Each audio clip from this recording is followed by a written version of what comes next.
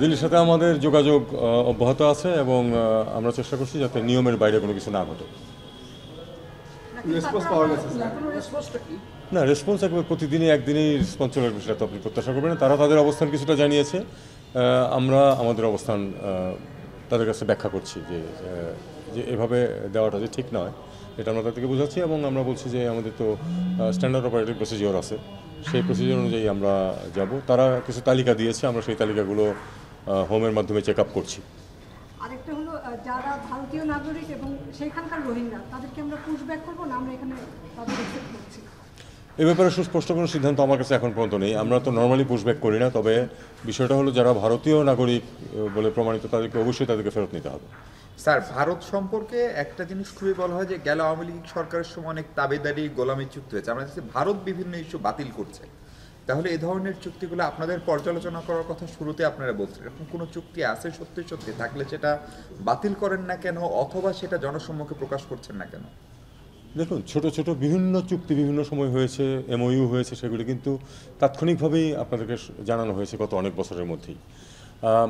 তার মধ্যে যদি চুক্তি যেগুলি থাকে সেগুলি কিন্তু দুই পক্ষের সম্মতিতে বাতিল করতে হয়, অথবা প্রভিশন থাকে যে কোনো এক পক্ষ যদি আপত্তি করে তাহলে বাতিল করা যাবে ইত্যাদি ইত্যাদি। সেগুলি এই মুহূর্তে ঠিক আমরা বাতিল কোনোটাই করিনি। আমরা তো আসলে চাই যে নিয়ম অনুযায়ী যেন সব কিছু এগোয়। দেখা যাক আমরা কতটুকু করতে পারি।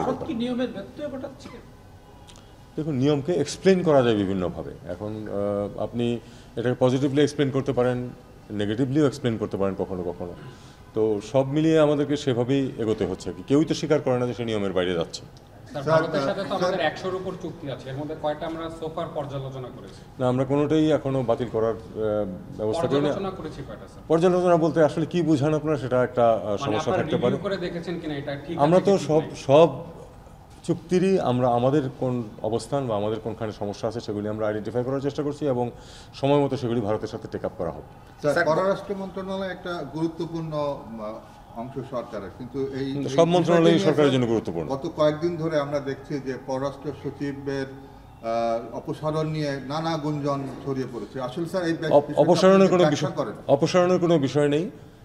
পররাষ্ট্র সচিব বিভিন্ন কারণে নিজে থেকে এখান থেকে সরে যেতে চান এবং আমরা তাকে সরে যেতে দিচ্ছি। সরে যেতে চান মানে এই দায়িত্ব থেকে চলে যেতে চান। উনি আগামী 2-1 দিনের মধ্যে দায়িত্ব ছেড়ে দেবেন।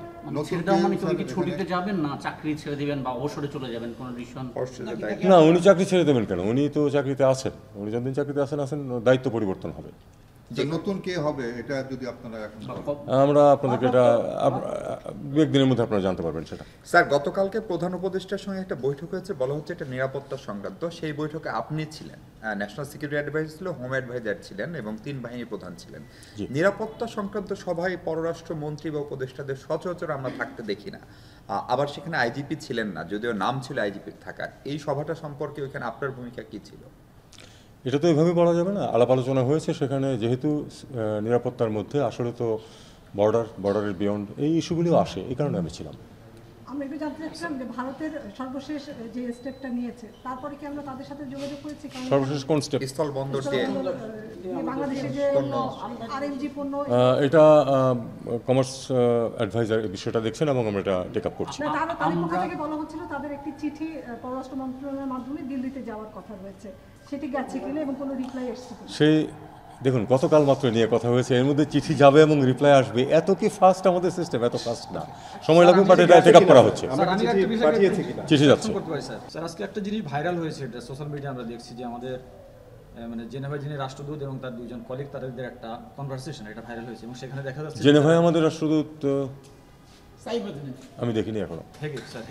হেগে আচ্ছা, হ্যাঁ ঠিক আছে। এখানে দেখা যাচ্ছে যে সরকার উৎখাতের একটা কথা সেখানে বলা হচ্ছে যে সরকার থাকবে কি থাকবে না, চীন সফর পরে বোঝা যাবে এই সরকার কতদিন থাকবে। এই ধরনের একটা আমার কাছে ভাইরাল হয়ে গেছে গত কয়েক ঘন্টার মধ্যে। এটা আমাদেরকে পরীক্ষা করে দেখতে হবে যে সত্য কিনা, কারণ নেদারল্যান্ডসে মিশনে আমার রাষ্ট্রদূত সরকার পরিবর্তন করে ফেলবে, এটা তো ওয়াইল্ডেস্ট ড্রিমের মধ্যেও আসে না। পররাষ্ট্র সচিবের পদ থেকে উনি নিজে থেকে সরে যাচ্ছেন কেন, আর আপনারাই বা তাকে কেন সরে যেতে দিচ্ছেন? এইটা আসলে ঠিক এক্সপ্লেন করার মতো বিষয় না। বিভিন্ন কারণে মানুষ দায়িত্ব পালনে অপারগতা প্রকাশ করে এবং তেমনই কিছু কারণে কিন্তু স্যার আপনার অপারগতা মন্ত্রণালয়ে প্রকাশ করেছে। একজনকে নিয়োগ দেওয়া হয়েছিল প্রতিমন্ত্রী পদমর্যাদায়, উনার স্ট্যাটাস কি? উনি মন্ত্রণালয়ে আসেন না বা উনি কোথায় বসেন নির্বাহী দায়িত্ব দেওয়া বা উনি হয়েছিল আছেন কিনা আদৌ? উনি এখন পর্যন্ত যোগ দেননি। সরকারের সিদ্ধান্ত যখন হবে তখন যোগ দেবেন অথবা দেবেন না। স্যার যে মিটিংটা করে আসলেন, মানে আমরা নতুন যে চ্যালেঞ্জের মুখে, তাতে কার্গো সংক্রান্ত কোনো সিদ্ধান্ত হয়েছে কিনা ওখানে? না, এটা নিয়ে কিন্তু আমি মিটিং করতে যাই না। আমি গেছিলাম আসলে বিমানের থার্ড টার্মিনাল ইত্যাদি নিয়ে একটু কথাবার্তা বলতে।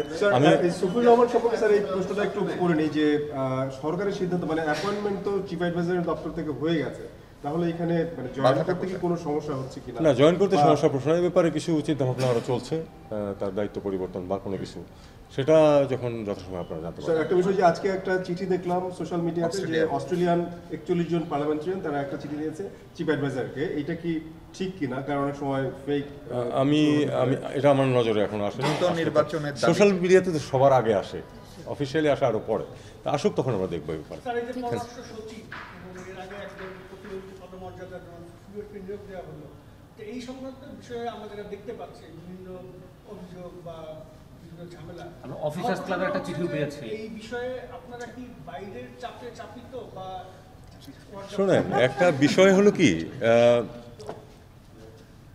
সব যে কোনো সিদ্ধান্তের পেছনেই অনেকের স্বার্থ, তাদের বিভিন্ন মতামত এগুলি থাকেই। এটা সরকারে মানে কখনোই কোনো সিদ্ধান্ত একেবারে একজনে নিয়ে নেয় না। তো এর বিবেচনায় অনেক সময় সিদ্ধান্ত পরিবর্তনও হয়, দেখা যাক।